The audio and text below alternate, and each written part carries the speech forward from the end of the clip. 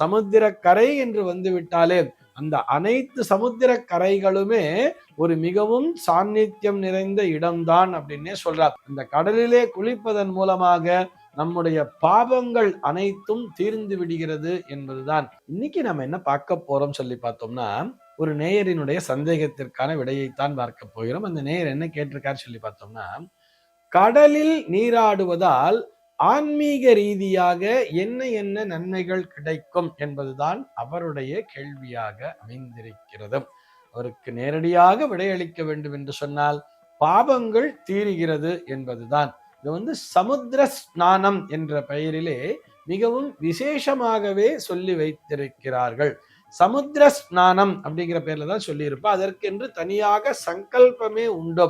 எந்த சமுத்திரத்திற்கு போனாலும் சரி, இது நான் சமுத்திரம்னு சொன்னா நான் ராமேஸ்வரத்துல மட்டும்தான் ஸ்நானம் பண்ணணும் அல்லது கன்னியாகுமரியில மட்டும்தான் ஸ்நானம் பண்ணணுங்கிறதெல்லாம் கிடையாது. சமுத்திர கரை என்று வந்து விட்டாலே அந்த அனைத்து சமுத்திர கரைகளுமே ஒரு மிகவும் சாநித்தியம் நிறைந்த இடம்தான் அப்படின்னே சொல்றார். அதனாலதான் பார்த்தோம்னா விசேஷமான தீர்த்தவாரிகளை எல்லாம் அந்த சமுத்திர கரையிலே செய்வார்கள் தெரியுமா. அதாவது அது ஒரு புனித ஸ்தலமா கூட இருக்காது. இப்ப ராமேஸ்வரம் மாதிரியான ஒரு புண்ணிய தீர்த்தம் அப்படின்னு சொல்றாலும் அந்த மாதிரி கூட இருக்காது.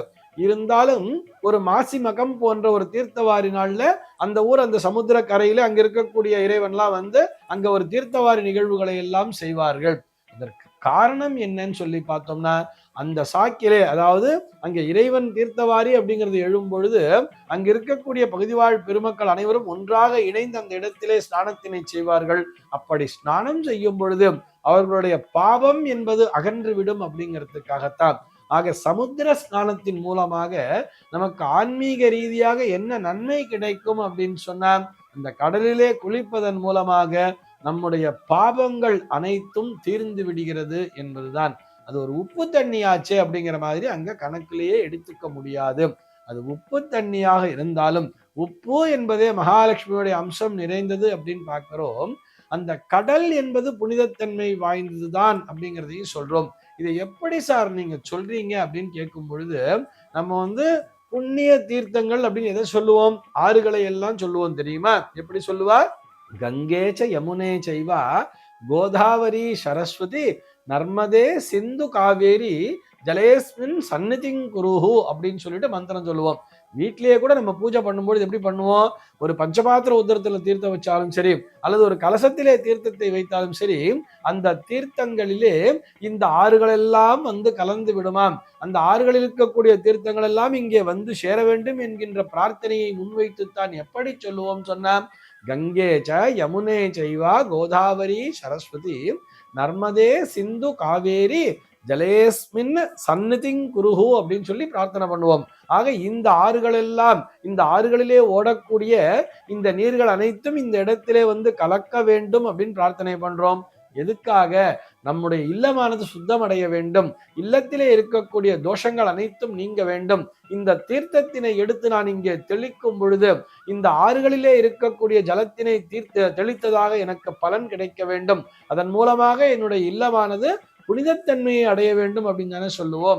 அப்படியே யோசிச்சு பாருங்களேன், நம்ம சொன்ன இந்த ஆறுகள் அனைத்தும் எங்கே சென்று கலக்கிறது அப்படின்னு சொல்லி பார்த்தா அது கடலில் தானே கலக்கிறது.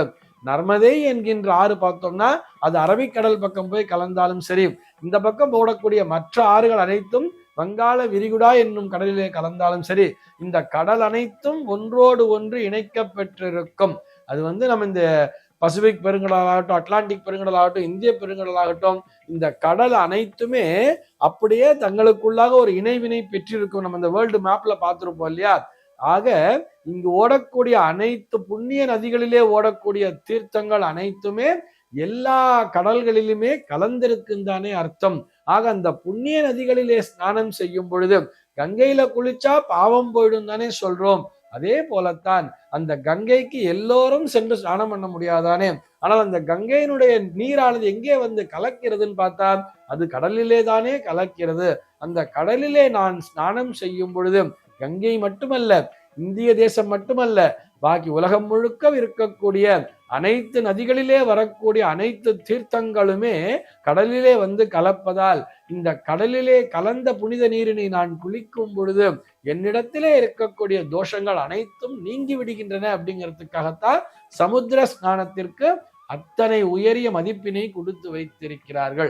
ஆக நம்ம எந்த ஊருக்கு புதுசா போனாலும் அந்த ஊரிலே அந்த கடலிலே அவசியம் ஸ்நானம் செய்ய வேண்டும். அந்த சமுத்திர ஸ்நானத்தை செய்யும் பொழுது நமக்கு ஆன்மீக ரீதியாக கிடைக்கக்கூடிய நன்மைகள் சொல்லி பார்த்தோம்னா நம்முடைய பாவங்கள் அனைத்தும் தொலைந்து விடுகின்றன.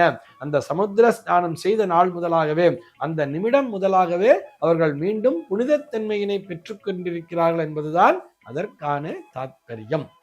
சர்வே ஜனாஹ சுகினோ பவந்து.